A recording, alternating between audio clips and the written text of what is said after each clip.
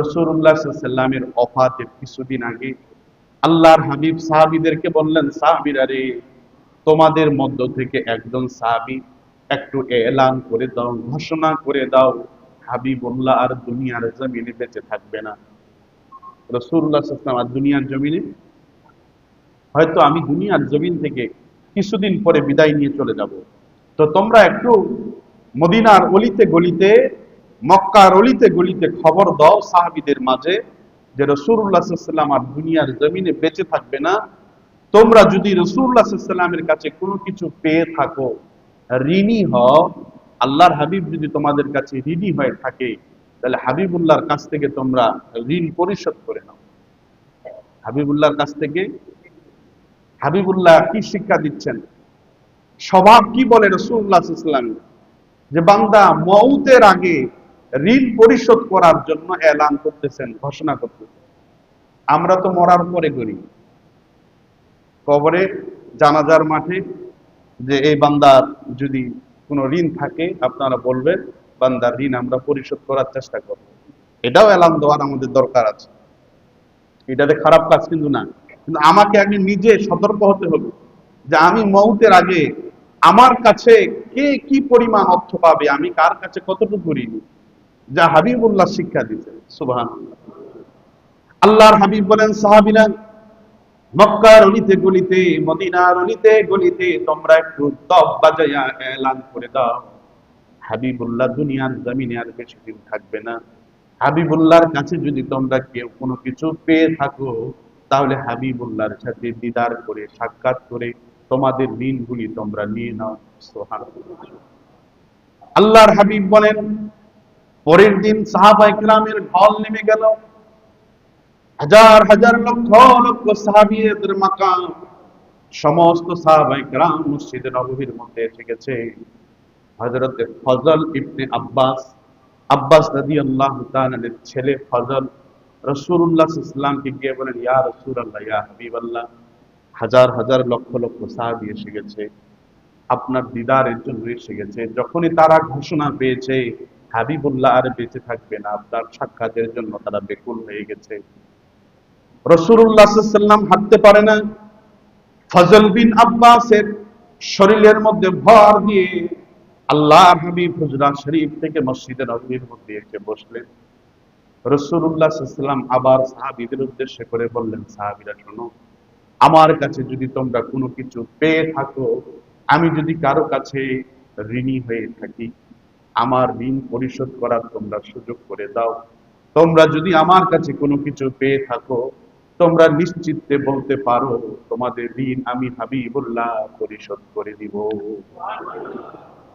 সমস্ত সাহাবী দেখে আছে রাসূলুল্লাহ সাল্লাল্লাহু আলাইহি ওয়াসাল্লামের দিকে, কোন সাহাবী রাসূলুল্লাহ সাল্লাল্লাহু আলাইহি ওয়াসাল্লামের কাছে কোনো কিচ্ছু পাবে না। সুবহানাল্লাহ।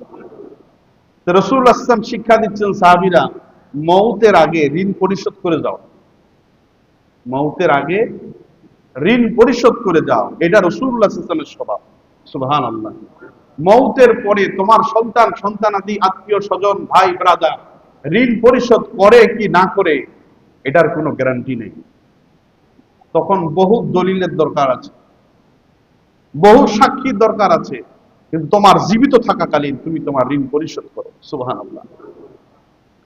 আল্লাহর হাবিব যখন এই কথা বললেন, সমস্ত সাহাবী চুপ করে বসে আছে। একজন সাহাবী দাঁড়ায় গেলেন আর বললেন, ইয়া রাসূলুল্লাহ, ইয়া হাবিবাল্লাহ, আপনি আমার কাছে ঋণী, আপনি আমার কাছে। আল্লাহর হাবিব বলেন, সাহাবী বলো, তোমার কাছে আমি কেমন করে ঋণী, তোমার ঋণ আমি পরিশোধ করে দিব। সাহাবী বললেন, ইয়া রাসূলুল্লাহ, ইয়া হাবিবাল্লাহ, অমুক যুদ্ধে যখন আমি ছোট্ট ছিলাম, আপনার সাথে যুদ্ধের ময়দানে আমি শরীক হয়ে যুদ্ধ করতে গেছিলাম। আরেকটি রওয়ায়াত এসেছে, ইয়া রাসূলুল্লাহ, ইয়া হাবিবাল্লাহ, আমি যখন ছোট ছিলাম তখন আপনার উটের পিছনে আমি সাওয়ারি হয়েছিলাম। সুবহানাল্লাহ।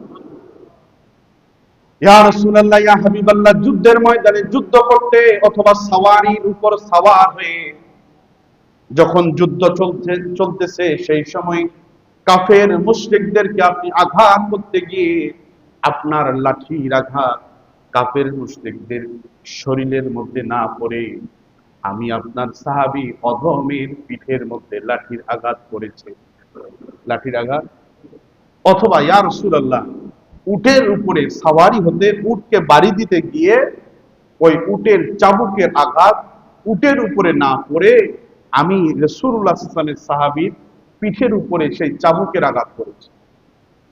ইয়া রাসূলুল্লাহ, ইয়া হাবিবাল্লাহ, আমি চাই সেই চাবুকের আঘাত আমার পিঠে যেমন করে পড়েছে সেই চাবুকের আঘাত আমি প্রতিশোধ করতে চাই, চাবুকের আঘাত প্রতিশোধ নিতে চাই। ইয়া রাসূলুল্লাহ, আপনি যেরূপ ভাবে আমার শরীরে চাবুকের আঘাত দিয়েছেন, লাঠির আঘাত দিয়েছিলেন, আমি সেই চাবুকের আঘাত দিয়ে আপনার ঋণের বোঝাকে হালকা করে দিতে চাই। রাসূলুল্লাহ সাল্লাল্লাহু আলাইহি ওয়াসাল্লাম বলেন, সাহাবীরে আসো আমার কাছে আসো, আমি তোমার হাতে লাঠি দিলাম, আমি হাবি আমার আমার পিঠের মধ্যে তুমি লাঠির আঘাত দাও, বাড়ি দাও, বাড়ি দিয়ে হলেও তুমি ঋণ পরিশোধ করে নিয়ে নাও। সুবহানাল্লাহ। হাবিবুল্লাহর চরিত্র, এজন্য আল্লাহ বলছেন ইন্নাকা লাআলা খুলুকিন আযীম।